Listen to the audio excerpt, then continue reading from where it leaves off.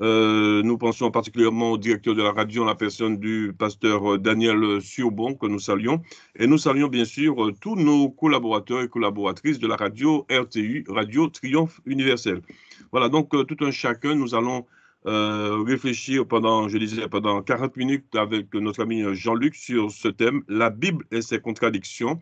Donc, qu'est-ce que nous appelons contradiction? Nous allons tout de suite lui laisser pleinement la place et après quoi, nous allons justement le retrouver d'ici 40 minutes. Donc, Jean-Luc, on te laisse pleinement la place.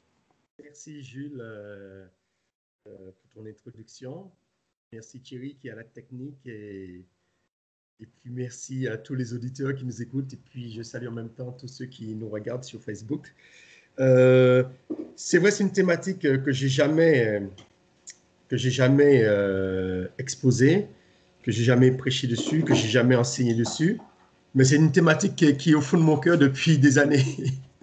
Ce sont des questions que je me pose depuis des années.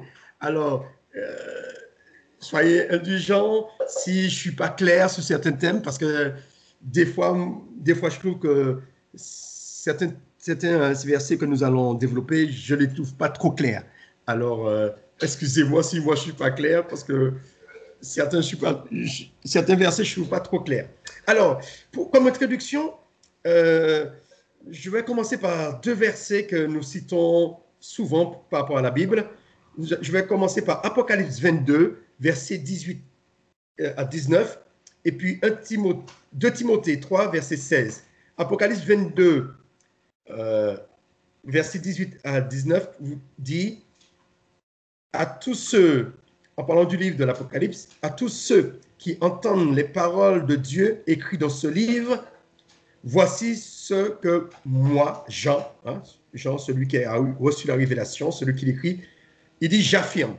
Si quelqu'un ajoute, c'est très important, si quelqu'un ajoute quelque chose à tout cela, à tout ce qu'il écrit dans le livre de l'Apocalypse, Dieu lui ajoutera les grands malheurs décrits dans ce livre.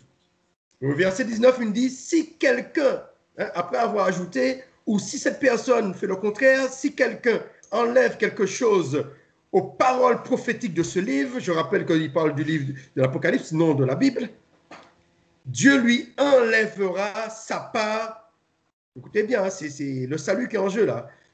Dieu lui enlèvera sa part des promesses de ce livre, des promesses qui est écrites. Il ne pourra pas manger les fruits de l'arbre qui donne la vie, c'est-à-dire qui donne la vie éternelle, ni entrer dans la cité sainte, la nouvelle Jérusalem. Ça veut dire que je prends un gros risque aujourd'hui là. C'est comme si je suis sur un fil, si je me trompe, si j'enlève ou si j'ajoute, voilà ce qui va m'arriver. C'est-à-dire que il faut que je mette une croix sur le livre de vie et l'arbre de vie, l'arbre que Adam a voulu, lorsqu'Adam a été chassé, l'arbre que Dieu n'a pas voulu qu'il touche, cet arbre qui donne la vie éternelle. Et je ne pourrais pas entrer dans la cité sainte. Ça veut dire que mon salut est en jeu aujourd'hui. Aujourd'hui, on est le combien? On est le 23. Le 23, il est 21h. Mon salut est en jeu là. Parce que pourquoi mon salut est en jeu? Avant de dire pourquoi mon salut est en jeu, parce que je vais commencer par le livre de l'Apocalypse. Et avant de commencer par le livre de l'Apocalypse, je vous lirai 2 Timothée. La lettre de Timothée, chapitre 3, verset 16. Vous pouvez noter. Alors, il dit, en version français courant, il dit, tous les livres saints ont été écrits à l'aide de Dieu. Ils sont utiles pour enseigner la vérité, pour persuader, pour corriger les erreurs, pour former à une vie juste. Amen. Alors, qui veut dire que tous les livres saints, ça veut dire que la Bible, on le dit la Sainte Bible. Ça veut dire que la Bible ou quel que soit le livre, saint, du moment que le livre est saint, le but, c'est d'enseigner la vérité, de persuader, de corriger les erreurs et de former la vie pour qu'on puisse mener une vie juste. Alors, qui veut dire que je prends un gros risque parce que là, je parle des contradictions. qui veut dire que s'il y a contradiction, ça veut dire qu'il y a erreur en quelque part. Qui veut dire s'il y a contradiction, ça veut dire qu'il faudra corriger. Alors, ce verset de Timothée m'encourage.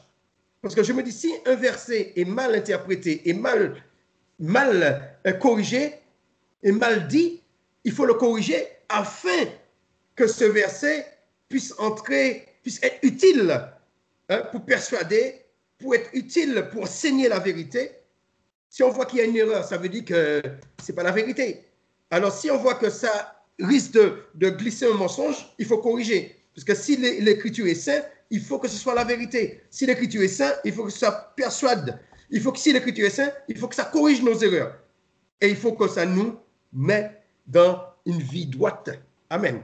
Alors, premier exemple que nous allons prendre, et ça demande un petit peu de réflexion parce que on pourrait dire que c'est un cours.